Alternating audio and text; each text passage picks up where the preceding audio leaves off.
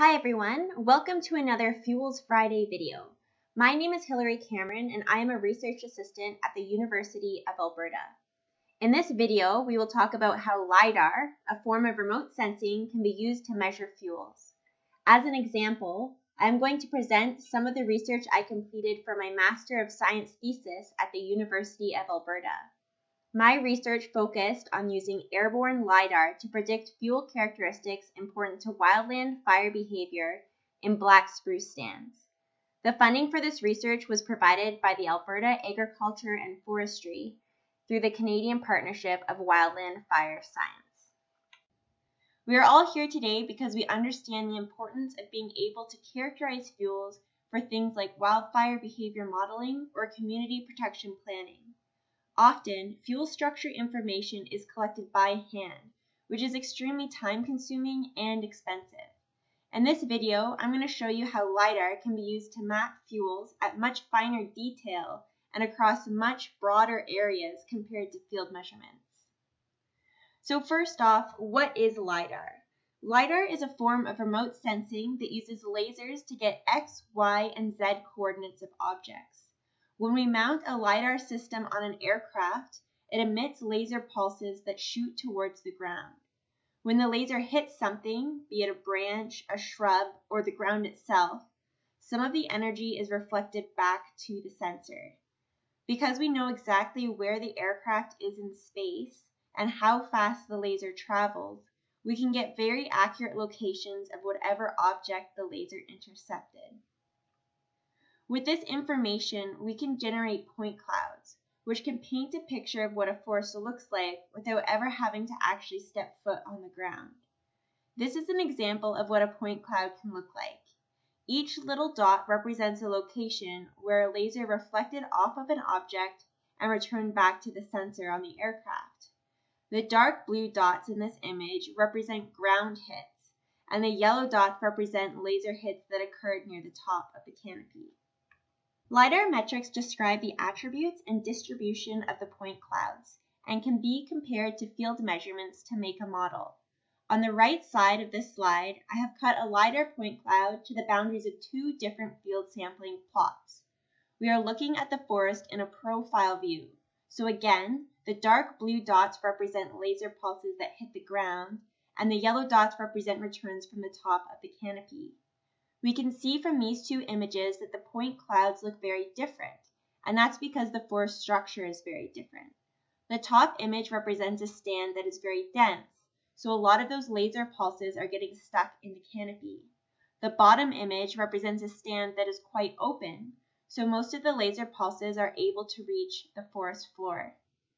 Lidar metrics such as the mean return height or the percentage of returns above a certain height threshold would be very different between these two plots. In order to use LiDAR to map fuels, you need to create a model.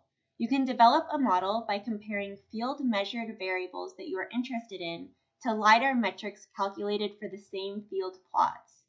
Forest parameters that might be of interest to us could be canopy height, canopy fuel load, canopy bulk density, stem density, or canopy base height. Common LiDAR metrics used for modeling are the percentage of returns above 1.37 meters, mean return height, or the 99th percentile return height as some examples.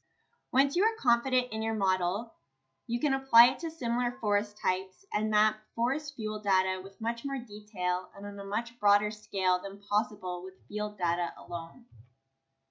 For example, I've created a model to predict canopy bulk density in black spruce stands located in Alberta. These are the results when I applied the model to unseen testing data.